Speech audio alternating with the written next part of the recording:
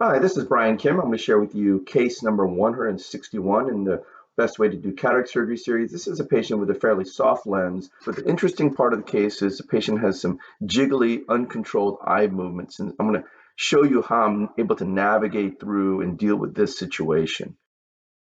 So again, you can see the patient's eye. The patient has these kind of quick movements, side to side, really kind of almost like oscillatory movements. I'm using the cotton tip to help me steady the eye, immobilize the eye. Again, I don't want to grab the eye because if the patient feels a forceps, that might make things worse. So I'm just kind of compressing the eye a little bit with the cotton tip and then using a corneal marker, which will hopefully help me center and size the rexus. Again, I'm turning the eye and immobilizing it with the cotton tip. I'm asking the patient not to move, but she's actually resisting a little bit when I made that paracentesis incision.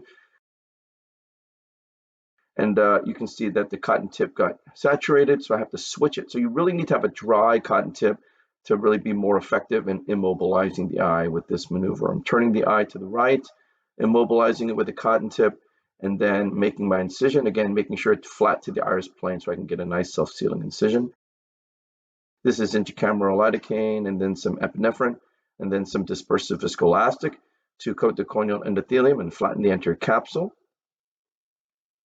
And this is the triplanar corneal incision. I make a vertical groove. You can see how much this patient's moving the eye. And, it's a little bit of a challenge, but nonetheless, sometimes you have to do what you got to do, especially with the incision. You don't want to have an oopsie and the patient makes a sudden move and you have this huge incision, and that will completely undermine the entire surgery. And so I go ahead and use forceps, but you can see here I'm grabbing on the floor of the incision, not on the roof. You don't want to grab the cornea if you can help it. I'm grabbing the floor of the incision here. That's very important. And while I'm here and I'm already holding the eye, go ahead and do the rexus. And again, with the rexus, you certainly don't want to have the patient moving in this situation. And so I'm going to use the Haldi-Perkar sharp tip forceps, puncturing the center, pulling towards me, and kind of bluntly extending the rexus just so that I know it's going to be the right diameter. And then I go ahead and go around circumferentially now. Again, I rarely hold the eye with forceps, but in some cases, during the most critical step, you really do want to use forceps. Again, when you make your incision, you don't want to have an incision that's too big, and then you're going to have tons of fluid egress, chamber instability. It's really a bad situation. And then certainly when you're doing the rexus, you don't want to have a run out. You don't want to have a wonky looking rexus. And so might as well hold the eye during this maneuver. Again, not a common technique that I use, but in this situation, certainly something that is a good idea.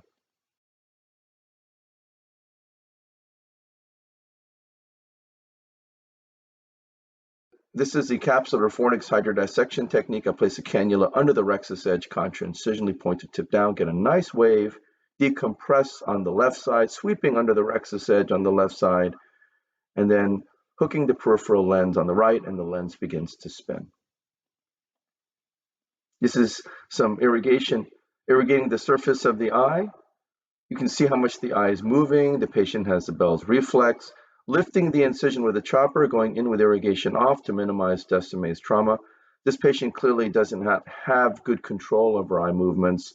Removing the surface epinuclear material, placing the chopper around the lens, tilting the phakic tip vertically subincisionally, crushing the lens in half. That's double chop, placing the chopper around the right heminucleus, pulling it centrally towards the phakic tip, crushing it against the phakic tip, that is cross chop. Lifting that first quadrant up, emulsifying it, hooking the peripheral lens, the second quadrant, up out of the bag, and then crushing it with the instruments and then emulsifying it as well.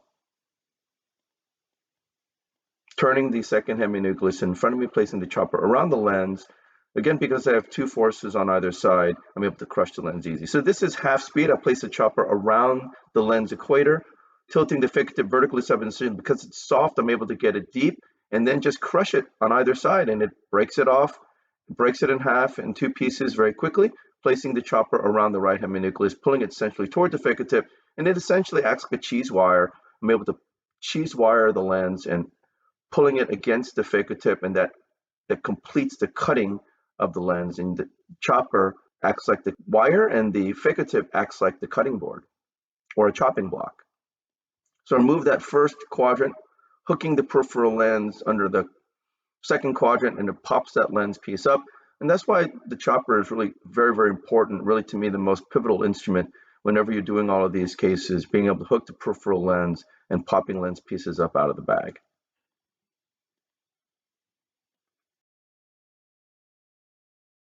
So I've removed basically the first and second quadrant. I'm rotating that second heminucleus in front of me. Again, placing the chopper around the lens at the level of the equator. Now you have opposing forces, pulling the chopper centrally toward the phaco tip, and then crushing that lens completely in half. Very easy, very effective. Popping that third quadrant up out of the bag with the chopper, and then crushing the lens piece and then emulsifying it. Doing the same maneuver, placing the chopper around that fourth quadrant, again, crushing the lens in half. Again, because this lens is so soft, it just kind of falls apart. Anyone who struggles with soft lenses, they need to be using this technique, double chop and cross chop. It is really the easiest, most effective way to deal with soft lenses like this case. So I take the chopper out, push BSS in, take the phaco tip out, and I go in with the eye and a handpiece. I start sub-incisionally always, removing the cortical material from anterior to posterior. By doing it this way, you get a cleaner peeling of the cortical material.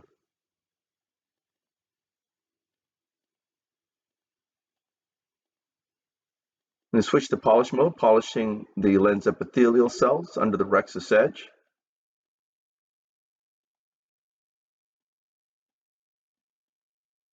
I like polish mode because it's very gentle on the capsular bag and the zonules. And I'm very confident when I do it. You can see I'm polishing the posterior capsule very confidently. I've never torn a capsule with the polish mode with this polymer tip.